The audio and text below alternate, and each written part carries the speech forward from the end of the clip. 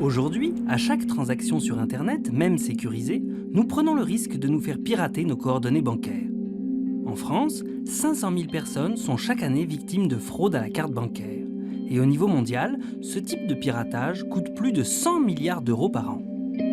Aujourd'hui, pourtant, il existe une solution qui pourrait permettre de payer sur Internet en toute confiance.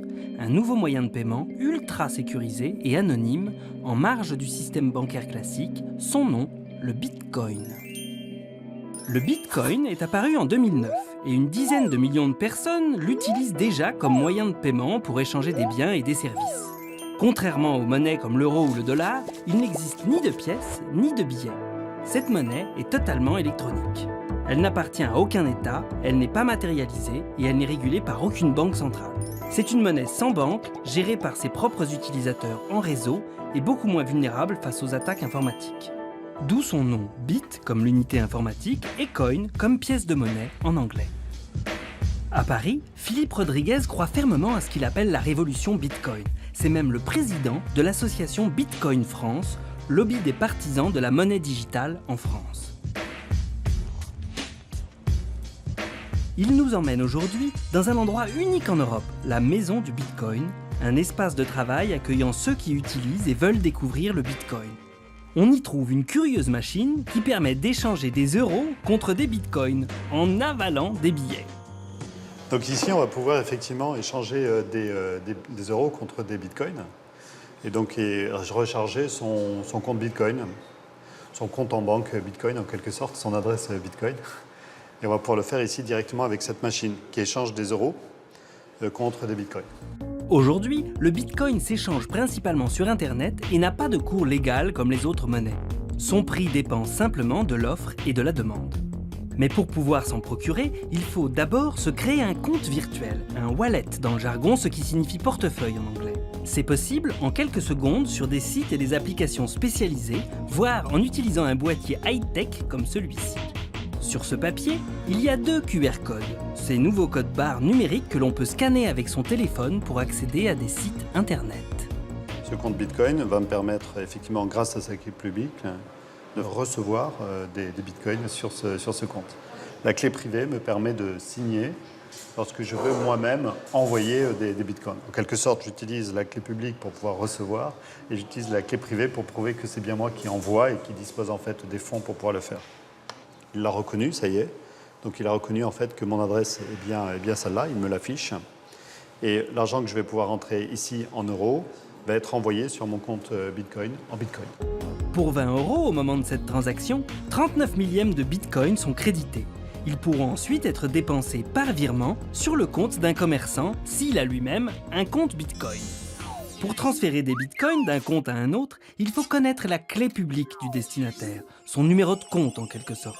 Mais pour autoriser et envoyer la transaction dans le réseau, il faut s'authentifier à l'aide de sa clé privée. C'est l'équivalent du mot de passe. Mais comme toutes les clés sont cryptées et choisies parmi des milliards de combinaisons possibles, la sécurité et l'anonymat des utilisateurs sont garantis.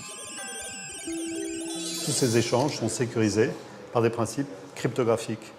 Et c'est pour ça qu'on appelle ces monnaies des crypto-monnaies, puisque au lieu d'utiliser la confiance dans un tiers de confiance, dans un organisme central, dans une banque centrale, dans un émetteur central, on va faire confiance en fait dans un système cryptographique qui va s'assurer que l'ensemble des transactions sont valides et sécurisées. Le Bitcoin permet donc de ne plus laisser en ligne nos coordonnées bancaires ou de traces de notre identité. Mais à quoi peut servir aujourd'hui une telle crypto-monnaie? Que peut-on s'acheter avec? Grâce à son anonymat, le Bitcoin est resté pendant longtemps un moyen de paiement utilisé par des technophiles pour acheter des produits illicites sur le Darknet, l'Internet caché. Mais, depuis quelques mois, il se rachète une conduite. Un écosystème légal se met en place et des dizaines de milliers de sites Internet commencent à l'accepter. C'est notamment le cas de géants de l'e-commerce comme Overstock et Expedia aux États-Unis ou du groupe japonais Rakuten. Au Japon, on en parle beaucoup et même le fondateur de Rakuten, Hiroshi Mikami, voit finalement dans le Bitcoin une des innovations majeures, aussi importantes probablement que l'a été l'Internet puis le haut débit, qui un jour ont rendu possible l'interconnexion entre tous les êtres humains. Les e-commerçants s'intéressent au Bitcoin de façon très pragmatique. Pour eux, c'est un moyen de paiement plus rapide, sans taux de change et surtout beaucoup moins cher. Les frais de transaction en Bitcoin sont inférieurs à 1%, alors que les commissions prélevées par les intermédiaires financiers varient aujourd'hui de 2 à 10% sur certains transferts. Les moyens de paiement sont un des ressorts sur lesquels il faut gagner en facilité, en fluidité, en transparence, en rapidité, etc. La confiance, c'est le maître mot effectivement pour nous. Le Bitcoin, ça doit être un outil au service de plus de fluidité, à condition de ne pas sacrifier la confiance, parce que la confiance est un aspect essentiel des échanges commerciaux, entre particuliers ou entre professionnels et particuliers. D'accord, mais sans organisme officiel certifiant les transactions, comment peut-on avoir foi dans une telle monnaie? Comment avoir confiance dans le Bitcoin? Pour Éric Larchevêque, le fondateur de la Maison du Bitcoin, c'est effectivement l'instauration de la confiance par un réseau de partage décentralisé et autorégulé qui est au cœur de l'innovation de cette nouvelle monnaie. La première rencontre avec Bitcoin doit dater d'environ 2012. Là, j'ai vraiment compris qu'on était face à une vraie révolution, la potentialité d'un choc industriel. Parce que tout simplement, on redéfinissait complètement les bases de la confiance.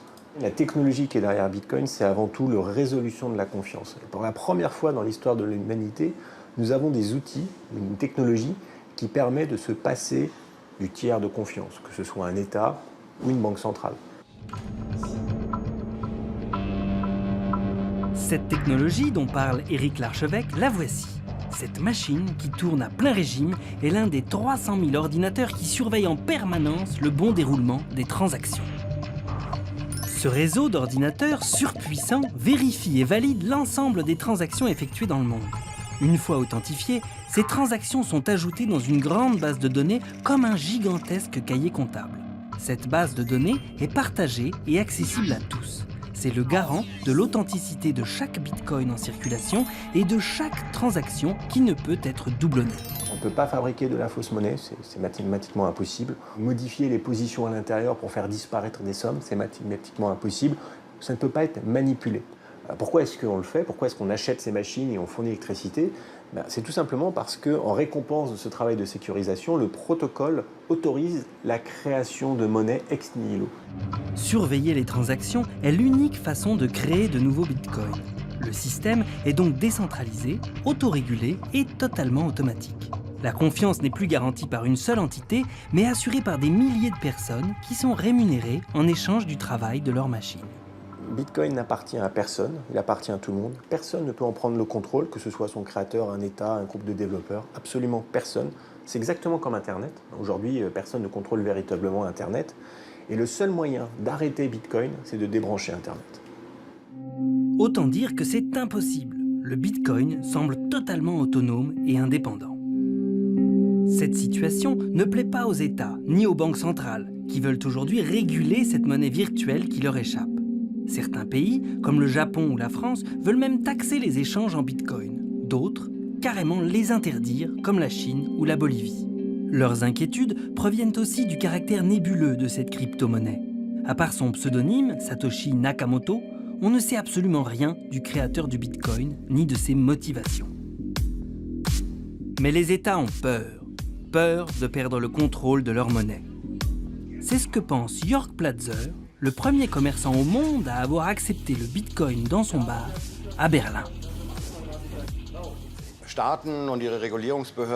Les instances régulatrices des États cherchent, bien entendu, à réglementer le Bitcoin, comme n'importe quel autre flux monétaire.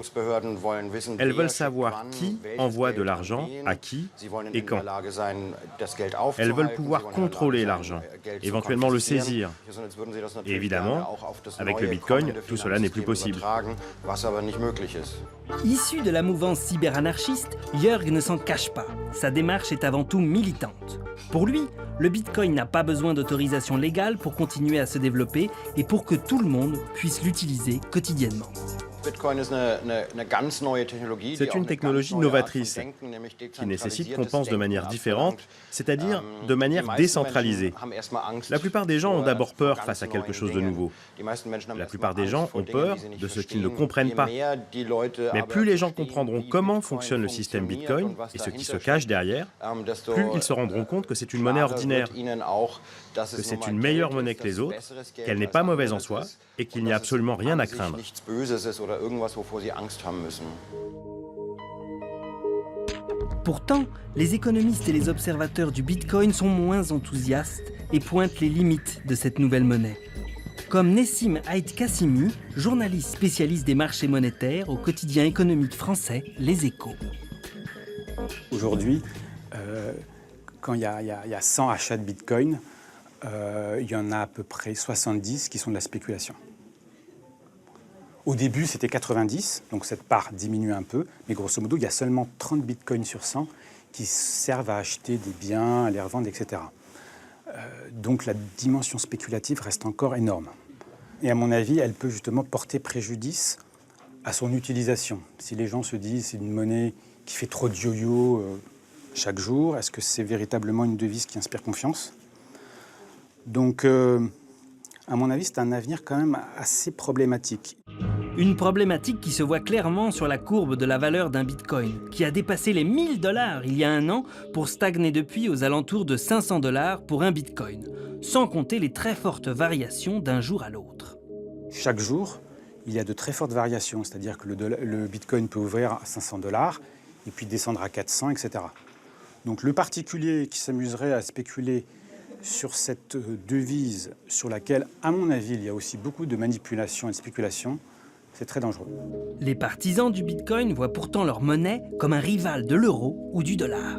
Les adeptes du Bitcoin sont un petit peu les tenants d'une forme d'une nouvelle religion à mi-chemin entre la pensée un peu libertarienne qui est très attachée, on va dire, aux droits des individus et la nouvelle technologie.